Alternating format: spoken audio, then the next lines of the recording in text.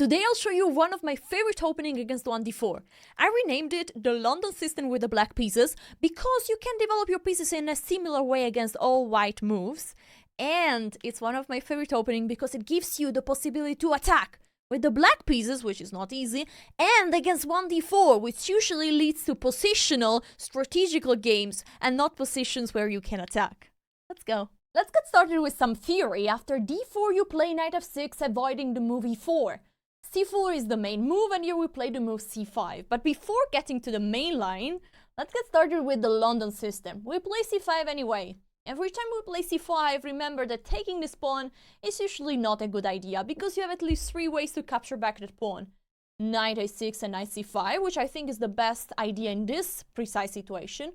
Also queen check, and taking the pawn is a good idea, but you don't want to expose your queen too early. And then also e6 is a possibility, and taking with the bishop. In this situation, maybe there is bishop d6. So the best move is knight out. And just to see a normal way to develop all your pieces, after they move the knight out, you are going to set up this pawn on d6. And then after e3, for example, you can develop on fianchetto. Develop this bishop out here, maybe the queen on b6 or on c7, a rook on c8, castle short, and you have a very nice position. White can go here completely wrong if they try to protect that pawn with the knight, because here you're taking. Now they don't take with the queen because you would attack it and you don't want to go out with the queen too early. But if they take with the knight, look at the evil, you're completely lost. e5. You're giving a fork, that pawn seems hanging, but remember, you push the c pawn, so the queen now is free to go here. You give a check and they win the bishop. That's why after c5, the only sensible move is to play the move e3. Now I suggest you to go with the tricky move queen b6. This move is exploiting the fact that this pawn is no longer protected by the bishop. And here white can go wrong already in so many ways. If they want to try to protect this pawn, they might play the move b3. And now look at this diagonal, it's going to be really weak. So where are you going to develop this bishop? In fianchetto, g6 and bishop there, and d6, and develop all the other pieces like this. If they play queen c1, protecting this pawn, they forgot about this other one, because you can simply take, and the queen wins a pawn. The best move here for white is to actually sacrifice this pawn. Now, according to the engine, you could go take that pawn, but honestly, I don't recommend you to do so.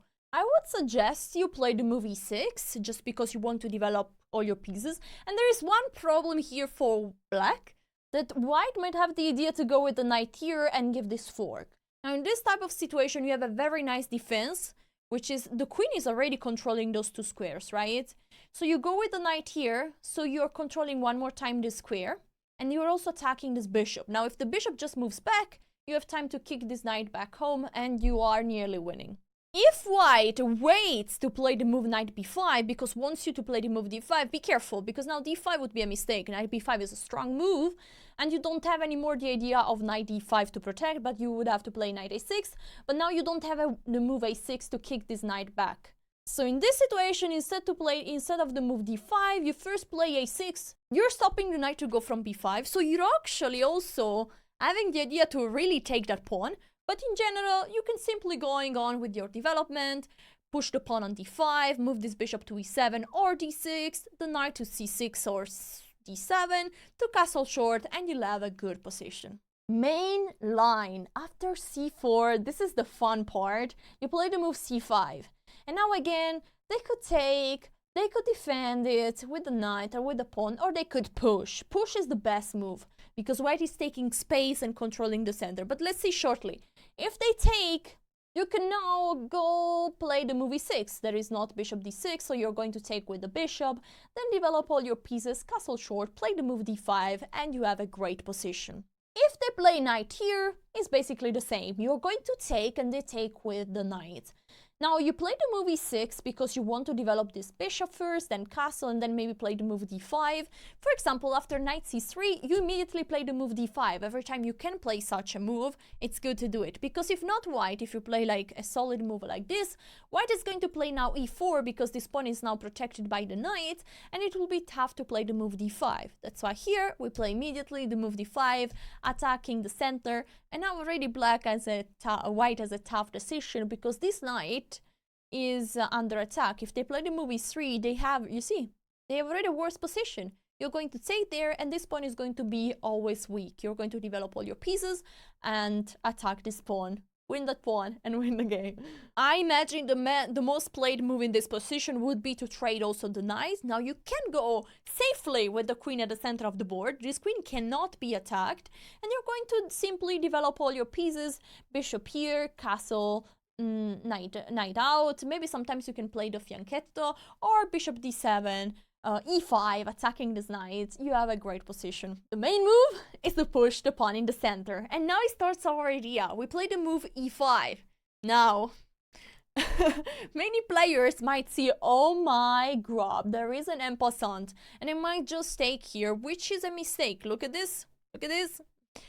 You take with the f pawn, always take her towards the center, because now you want to play the move d5 next, and there is not really a way to stop it. Knight c3, for example, you can play the move d5 as well, and after pawn takes, you have two amazing pawns in the center of the board. You're going to develop all your pieces, like knight here, bishop there or there, castle. You have the f-file to attack this pawn. You have a great position. It's at this point that it starts our system. White is not taking en passant, but playing the move knight c3, wanting to play the move e4, we play d6 and e4. Now, if you would turn the evaluation on, the engine on, the engine always prefers white. It gives a slight advantage to white in these positions, and it's normal because white has more space.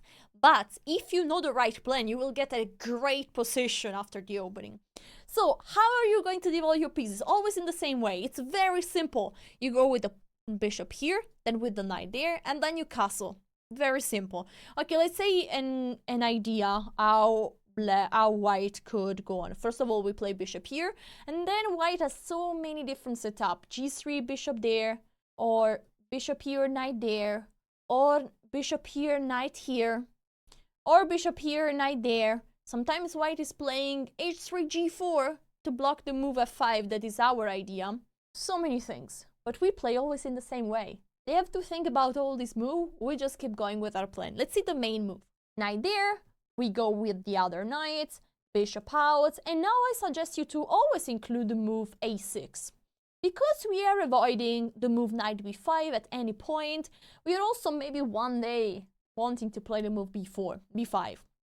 Usually white plays the move a4 here to stop this idea, and now we can simply castle. White is also going to castle, and now one very sweet idea. How do we go on? We are already nearly in the middle game. We have developed all our pieces except this bishop that doesn't need to be developed because will be developed automatically later. Let's see. We want to play the move f5. Well, to play the move f5, we have to move this knight away. Now, let's go with the knight on h5. It might seem like this knight is unprotected because the queen is looking at that piece. But actually the knight unprotected cannot be exploited. For example, if this knight is taking here, you might say, okay, so white captured a pawn. If I take back, the queen is capturing a piece and I lost a pawn. That's true, that would be really terrible. But we can take with the knight as well. And after queen takes, we take the piece. We take a bishop, so we win a piece in this tactic. That's why taking is really not good. And even if the bishop would be on e2, the tactic doesn't work because we can take back with the knight, and after bishop takes, there is not a bishop hanging, but there is another pawn. And then we're going to bring a bishop here on this strong diagonal, and we have already much more space. This is a good position for black. Going back to the main line, after the knight goes to h5, white cannot exploit that. Let's say white plays the move h3 to play the move g4, attacking our knight. Here we have two plans, and I will show after this theory part two games that I played over the board. Plan number one is to place a knight on f4. And the plan is that this knight is now so powerful, we are going to play g6 and f5 next, and if they take, because they have to, you're nearly forced to take, we take back with the pawn. You might say, but we have a weak pawn there. That's true. That pawn can be easily attacked by the queen, but we can respond with the move g5, protecting the pawn, and then we will have a strong bishop on the dark square. We can bring the knight here. We have a very nice position. This is nearly what I got in my first game that I will show you. Plan number two is a little bit a different move order. Let's say white plays the move h3 immediately here. We go with the knight there. We saw that all the tactics do not work, so knight takes doesn't work. A4 to stop this pawn from pushing, and now we play the move castle. Now, if they castle, we go with the knight on f4. So what if they try to avoid it by playing the move knight e2? We can go for the other plan, and we play the move g6. We want to play the move f5. Now, this is because we want to be able to go with the knight here and support the move f5. Bishop h6 is one of the main move here, attacking the rook, but we play just knight there, and we're ready to push this pawn. Now they castle, and before pushing this pawn, you want to bring this knight to a different square, so that with the bishop you're ready to capture back. So we play king away, and we want to go with the knight here. This is very fancy, right? Queen out, knight there. Let's say white plays any move, and now we go back with the knight. The bishop has to go back, and now, bang, f5. And this type of position is so nice for black. If they take, white is completely lost. Because we're threatening this fork, we're threatening to push here. We are going to bring a queen to the attack and probably sacrifice a bishop and probably give mate. But already here, white will lose a piece after the move. For example, I mean, this move is happening. So if you move this knight, this is going to be trapped. If they move this other knight, this is going to be a fork. So after f5, white shouldn't take there. No, no, no. White's best try in this position is to try to counterattack on the queen side. So for example, bringing the rook here and wanting to play the move b4. Now, before pushing here, we improve a piece, but we could also push on f4, honestly. The knight is moved, and now we push on f4, and now we go with the pawn. This is a nice sacrifice. We don't have to care because we can just bring the queen here and exploit this attack. For example, b4, queen here, the knight moves, we take this pawn. Hey, we are nearly giving mate here. White should go for the counter attack, and now I will show you a few moves just as an idea of how you can keep going with your attack. Bishop sacrifice. Pawn takes, and you slide the queen, you're attacking this pawn. The king is trying to protect it, but now breakthrough. You're attacking at the same time the pawn and the knight, also threatening g3 with check. The rook is about to join the party. The knight can jump forward. This knight can take back. And if they take, now I think you can take back with the queen, yeah, because you're attacking this knight. Also, the rook is ready to join. You are going to give a check, and if the knight goes back, you bring the rook simply the rook, so that the king is nearly checkmated. Bishop f1 is trying to protect the king, but now you have an incredible move. Knight f5. You're just sacrificing a knight that you have not really a possibility to save, but if they take, you have check and then mate. Let's see now 2 games that I played with this variation. I played this game in 2016. I was very young and full of energy, and as you can see, the system is exactly going according to the plan. I developed all my pieces in the same way, and now I'm going with this move a6, a3 is played, and knight there.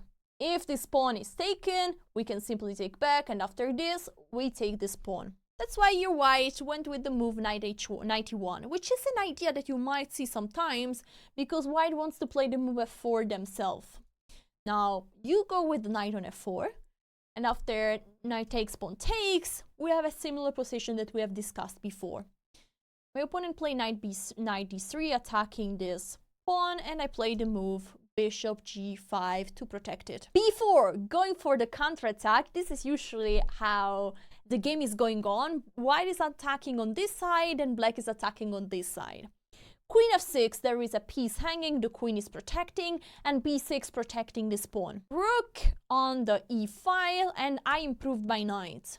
The knight is attacking this pawn, I protect it, and now a few trades, trade of pawns, and the rook on the b file. I traded the rooks, and now I went for my move, f5. If the pawn is taking, I'm taking back with the bishop, attacking the queen, the rook. Ooh, this is not good. But if they don't take, they have to protect this pawn. So bishop d3 is what they played. Now I play the move f3. Going for the attack, sacrificing a pawn. But if they take, they are in big trouble. I can take here and then go with the bishop there. The rook is joining.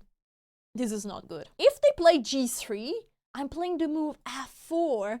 I'm going to take here next. The bishop can join. Also, the queen could be going on g2 to give mate. He played the move queen c3, offering a queen trade. And I said, forget it. I want to keep the queens maybe going towards this side and give mate. Knight b6 attacking my bishop. And now there are some tactics. I'm taking here, attacking this bishop. And after the knight takes, I'm taking the bishop. And now this knight is also under attack. He took a pawn, but I had a very clear idea in mind. Now that this bishop is no longer there, there is not a way to protect the mate on g2. So I went with the queen here, attacking this knight, and also looking at this. If the knight moves somewhere, I can simply move this bishop away. I moved it in the most powerful square, attacking the queen, and I'm giving mate, and my opponent just resigned. The second game finished on the homepage of chess.com as game of the day. I was really impressed. Okay, it's a bit different move order. Actually, I will tell you what you should play against knight f3, because you cannot play the same idea. After this, you cannot play 5 because the pawn is hanging. So here, I recommend you exploit the fact that your opponent didn't play the move c4, and you play b5. You're going to play bishop b7 and attack this pawn. If they play knight here, you push it and you win a pawn. They cannot play e4 because this pawn is hanging. So this is what I recommend you play against this move order. Anyway, I played something different here. I played the move e6, but then we got to a similar position. She played knight c3, and then I went with the move c5. Pushed, and I played e6, e4, and we have a very similar position, but with a little difference. That this pawn is not here. This could be used actually as an advantage for white, because white could bring a knight here, and then this knight is attacking a very vulnerable point on d6. Anyway, let's see how the game went on. I developed my pieces in quite a standard way. And now, before castling, I brought a knight to g6, because I want to go with the knight here and to start my attack. Oh, now this is a very beautiful tactic, because I'm giving away a pawn to take a central pawn. So I gave away a c pawn to take an e pawn. That's a very good trade. Remember this tactic in this type of situations. Before she's starting to go for the attack, I'm developing a piece. The knight is under attack and I protect it with the pawn. f5 is on the board. The bishop goes back, I castle, the bishop goes out, and now I move the king to the side so I can start to keep going with my pieces. 92, wanting to trade, I traded and I went on with my pawn. This pawn structure is so good because it gives you the option to maybe play f3 at some point and to destroy the king side. So the bishop is attacking my queen, and a very typical maneuver to move the queen is queen e8, and then you're going to bring the queen to h5, and this is exactly what happened in this game. f3 to try to block, because if f3 is not played, I'm playing f3 myself. And then, let's play a random move. Okay, I'm attacking this knight, I'm attacking this pawn. If this pawn is pushed, I can take here. Of course, now the knight would also be hanging. This would be terrible for white. So f3 to block my attack, but now I go with the knight, looking at this pawn. Rook f2 to protect it. I go with the queen. The king is trying to get some other pieces protecting, and now I bring also my rook. And everything is joined the attack already. Whoo! Some very annoying things are looking. I'll show you how I won this game. The rook moved. I first improved my rook, attacking this pawn. Well, attacking, just brought the rook to an open file. My opponent made a waiting move. Maybe they want to play c4 and c5. And now it's the moment. I think this move is why this game went on the homepage of chess.com as game of the day. Knight sacrifice. The idea is that if the rook is taking, I'm going to take also there, and there is a mate incoming. She tried to bring the queen somewhere and to try to delay the attack, but honestly, I can just take there. She went with the queen back to protect the squares. Now, I would have, basically, I think her idea was that if I go back somewhere, she can take, and the king is running away. So, what can I do? And here I came with a genius move. I played knight here, and I'm attacking this rook and threatening something else. She took here, and now bishop f1. This is amazing because the bishop is stopping the king from going to this square and is completely in white territory. Now the knight has to be sacrificed, and here I took and gave checkmate. And now guys, from OTB, let's move online. This is a game that I played this morning with this exact opening. We have this pawn structure, and white is going to push also this pawn, and I have this pawn structure in the center. Okay, now they're playing a little bit shy, but how do we go on? We play bishop here, castle, knight there. These moves you can play automatically. And then at some point, you will want to move this knight away and to play the move f5. And you go for an attack. This can be so nice. Okay, now they have to be careful about this fork, which doesn't work, but hey, watch for it. I will go with the knight here. I want to show you the full idea of this opening. Okay, so the queen is now looking at this pawn. I will play a6, which is a very typical move. Sometimes you want to consider playing the move b5. Now they castle, and I cannot really move this knight. Okay, I will play the move h6, because I couldn't move the knight and play the move f5, because there was this annoying boundary of the queen plus the king, plus the queen. Now, I will go back either here or back here with the knight, and then play the move f5. I will go to the attack, come on.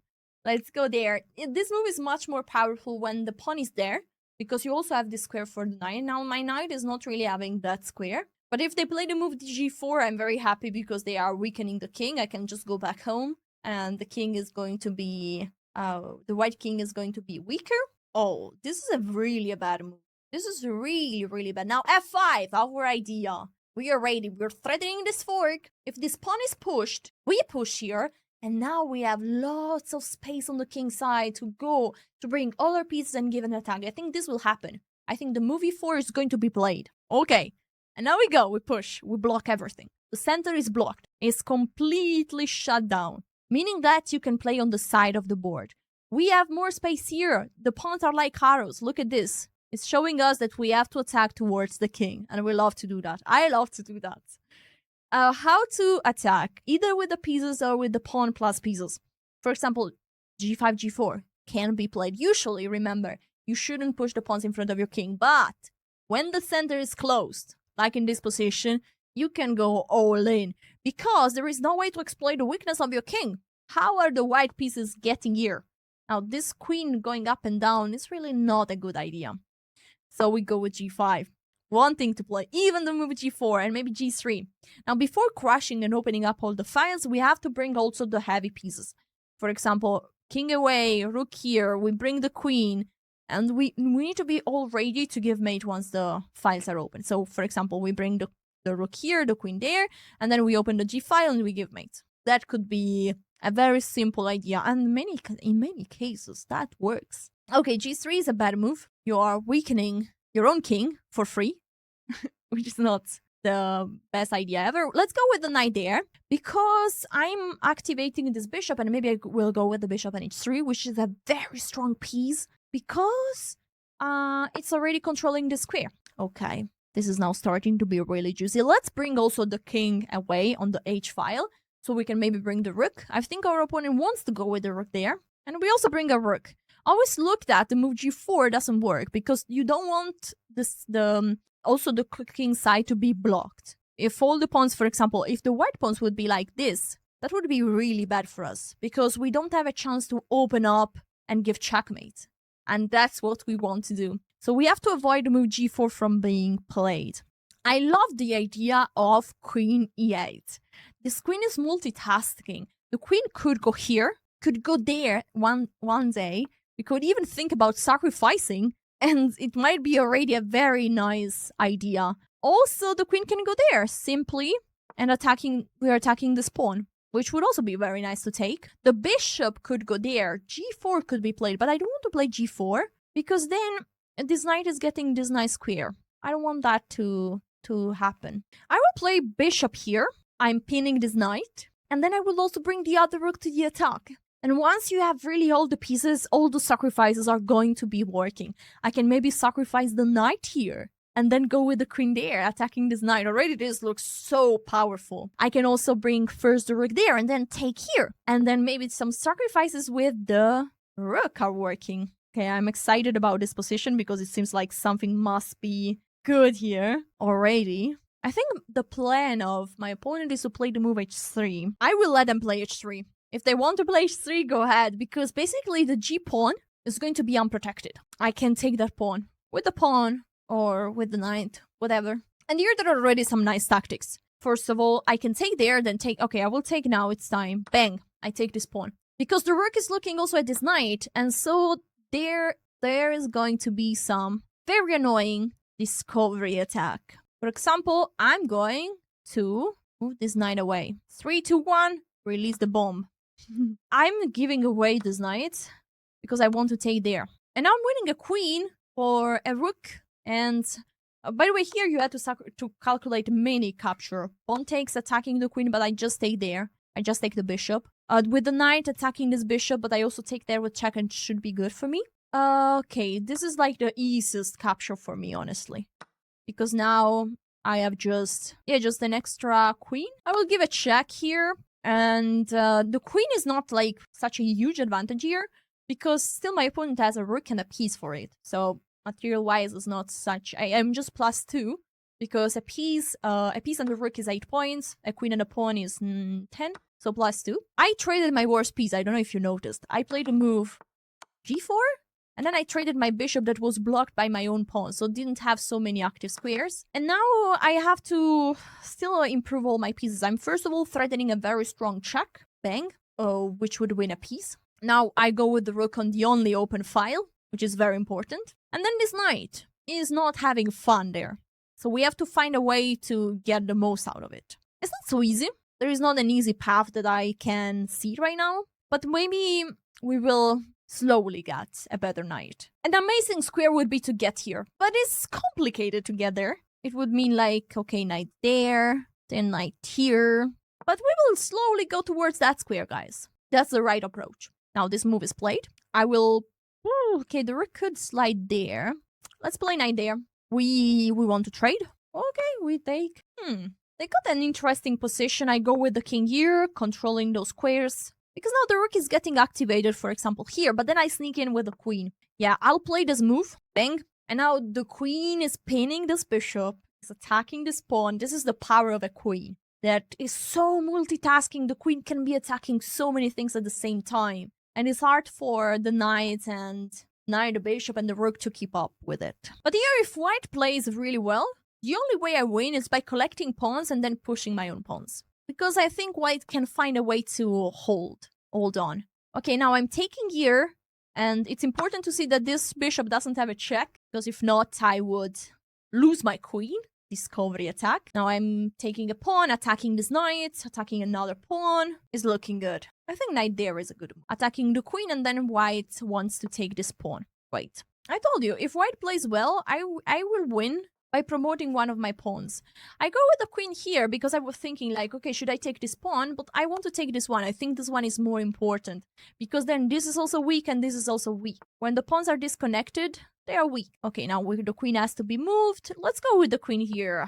Central queen, very powerful queen. Cannot be attacked by the knight and is also controlling all the squares where the knight could go. Cannot be attacked by the rook because the rook here would be just hanging. And cannot be attacked by the bishop because he's on a dark square. And now I can just let my pawn run or improve my knight. My knight would need to get here to be a bit better. Or I can just start to push my pawns. Okay, there is a pawn under attack, so we push it. And now we are supporting the advance. Okay, we just push. Here we have a fun, really a fun position because we can push all the pawns and collect them all and slowly win this position. But I like this move because they are trying, let me see, I'll push here, attacking the rook. They're trying maybe to reactivate the knight, to bring the knight here. I will just push pawns. Okay, there is a pawn under attack, but I might just give it away. Yes, guys, it's too good. It's too good to give this pawn away. My pawns are just so close to promoting. After rook here, I was checking if there is some counterattack. But now, after this pawn is hanging, I'm just promoting. I just push a pawn, attack a knight, and I'm promoting. There is no way to save both things. Also, I was looking that is so nice, my construction, that the queen is stopping this check. The knight is stopping this check. So there is really not really a chance to counterattack. And even if there would be a check, it's just a check. That's it. Okay, the rook is stopping the pawn, but I can take and make a queen. But they have a check just to give a final check. Okay, they don't want to give the final check. Now I'm completely winning. I have a queen and a knight, and my opponent has a rook. They try to promote, but no, they are not going to succeed because simply this pawn is stopped already. It's controlled by the knight and by the queen. So they are not going to do anything there. I will go with the king up and try to give mates or to promote or both. Oh, I like this move. They want to push here with check. I will block it. I will block the pawn with the knight. There could have been... I missed this tactic. I'm sorry. That would have just ended the game. Okay, let's just promote another pawn. There we go. 2 queens on the board. And let's go here. When the pieces are starting to be few, be careful about the stalemate. Just in case. Let's give a check. And another check. And another check. And now it's mate. In 2 moves. Bing! Bada boom! Bada bum! Hope you guys enjoyed this video. If yes, remember to like and subscribe. And see you next time. Ciao!